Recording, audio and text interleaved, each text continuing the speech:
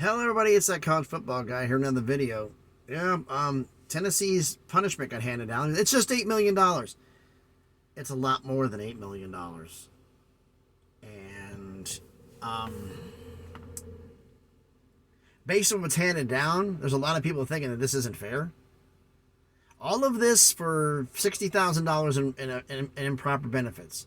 Some of these universities are probably being caught for several million. So have that in context here.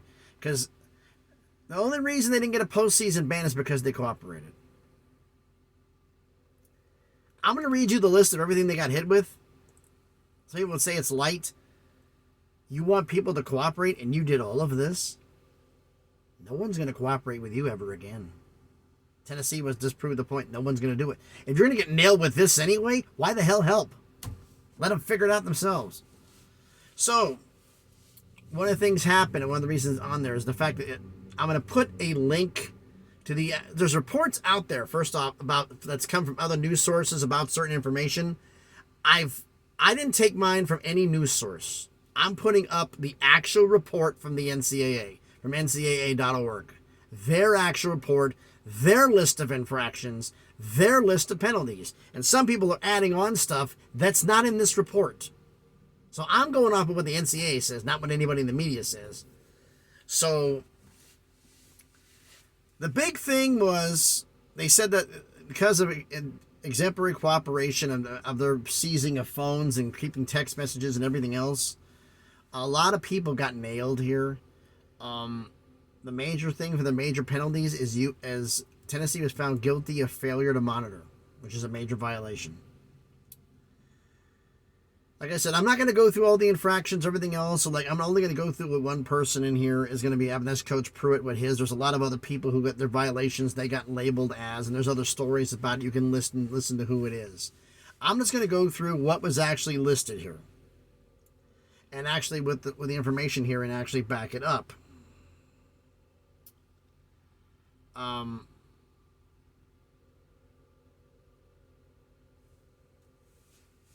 First off, they're on 5 years probation,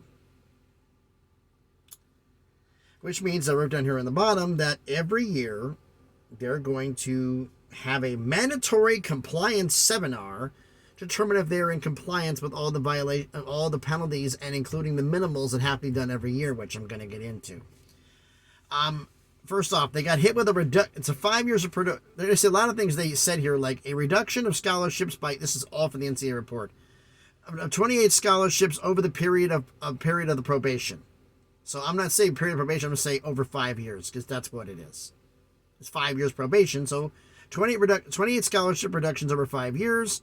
However, Tennessee is credited with 16, which leaves 12 scholarships reduced over the next 5 years, minimal 2 per season. So basically it sounds like you've got 3 years of 2 per, and 2 years of 3 per. That's it. Versus the 12. It's the 8 they did over the previous 2 seasons. Reduction of unofficial visits by 36 over the next 5 years. But Tennessee is credited with 7, which leaves 29 unofficial visits reduced over the next 5 years. Minimal 4 per season. No visits during 10 regular season home games, 4 of which those games must be against NCAA opponents. A reduction of, this one they got a reduction of 40 weeks of unofficial visits over the next 5 years. Like they block out weeks, you can't even push for weeks, which is 40 weeks over the next 5 years. That hurts. They are already credited with 6 weeks, which leaves 34 weeks of unofficial visits over the next 5 years, which averages out to basically 7 weeks a year. Minimal 6 weeks per over the next 5 years. Well, they're going to do 6s and 7s, so it's not a problem. No visits during 10 regular season home games, 4 of which will be against SEC opponents. A 28-week ban on recruiting communications, text, emails, phone calls, whatever, over the next 5 years. 1 week is in the week between December and January, and a week between March through June per year. mandatory during that period. Reduction of evaluation days by 120 over the next 5 years. They were credited 20 days, which leaves it 100 evaluation days over the next 5 years, 20 per year.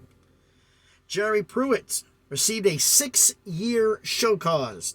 And the article goes to everybody else, Bethany and everybody else who got hit with their bans. 5 years, some 10 years. Bad.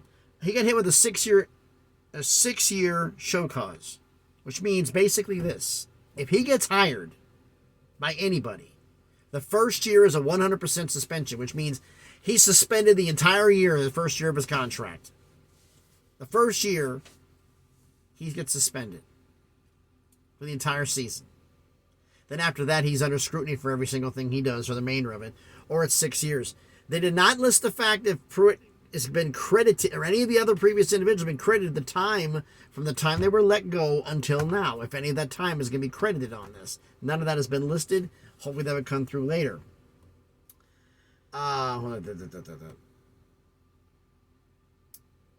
No purchase of advertising during any postseason games during this upcoming season.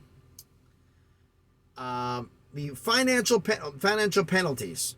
$8 million fine, which is the equivalent of what they believe they would earn for bowl games in the 2023 to 2024 season. $5,000 fine plus 3% of the football budget for inches. The football budget in question was last season, which was that's expenses, not projected budget, actual expenses. $38,115,086. 3% is plus the if you add 3% of that plus the $5,000 equals $1,148,452.58. They also get 50. They also somebody put in a report they get 50% of the SEC money from the Tax Slayer Bowl. No, they get the money they earned from the Tax Slayer Bowl. All of it for the 2020 Tax Slayer Bowl, which is $2.5 million. Last checked. Here's something else somebody put out. It's out in the Knoxville paper. All individual records for any of the 16 individual players involved are to be vacated. The individual games will be determined later. Someone said, records and wins. There is nothing in the NCAA report about vacating any wins whatsoever. None. It's just individual records. In other words, any statistics these players accrued, all of them were over the course of 23 games. I think it's a 23-game period for most of them. All their stats in school history are gone. No wins vacated. Somebody reported on the Knoxville paper said wins are being vacated. No, they're not.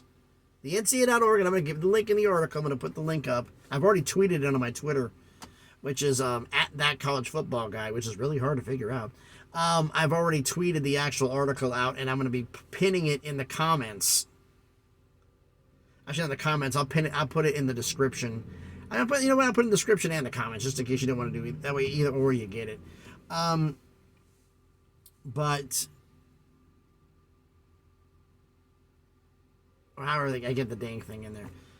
So basically, they got hit with everything but the kitchen sink damn near, except for a ban. Everything but a postseason ban. And wins being vacated. Everything else.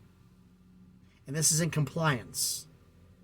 And everybody affected, nobody here at the university now was involved in any of this. All of them were fired or told to get in the transfer portal. None of them were allowed to stay. Why did all those players leave? They either voluntarily left or were told to leave. The 23 official players, the 16 official players, the sanctioned players. Nobody has listed a list yet. I'm sure somebody will get a hold of it and leak it. So we'll know exactly who took the benefits. Am I happy about this? No. I mean, it could have been a postseason ban. I mean, the scholarship reduction isn't as bad, but some of the other stuff is absolutely ridiculous. So basically, if you count $2.5 million from there, $8 million from there, 10, you're talking $13 million in fines. Plus loss of advertising revenue and other things. So it's going to be a chunk, folks. It's going to be a chunk. But why don't you let me know your thoughts on all of this down in the comments. It's a lot here. Like I said, I'm going to pin it in the I'm not going to do with a news report. I got the actual NCAA.org report, the official one, which is what I went by. I didn't go by any reporter. I went by the official report. It's going to be up in the either the comments or the description or both. Hopefully I can do both. But anyway, thanks everybody for watching. If you haven't done it already, please smash the like button, hit the thumbs up. Helps the algorithm, helps the video be seen by more people. Comment on the video. Tell me what you think about all of this. Do you think Tennessee got hit hard or not hard enough? Or okay? And if you haven't done it already, subscribe to the channel. Just past 400 subscribers, on the way to 500, slowly but surely on that crawl to 1,000. And if you are subscribed or going to subscribe to the channel, first off, thank you. And make sure you hit the notifications bell. It lets you know when I post a video. I try to do one every single day. The one I did last night or yesterday, early afternoon, 5 o'clock, didn't post almost midnight Eastern. Bad internet, bad cell service signal. I'm here in Laverne, Tennessee, so waiting to go and see what happens. I'm waiting for them to send me a message whether I can go home or not, so we'll find out soon enough. But crazy. So thanks everybody for watching. Please be safe out there. I mean, everyone's having a great Friday, and please be good to each other.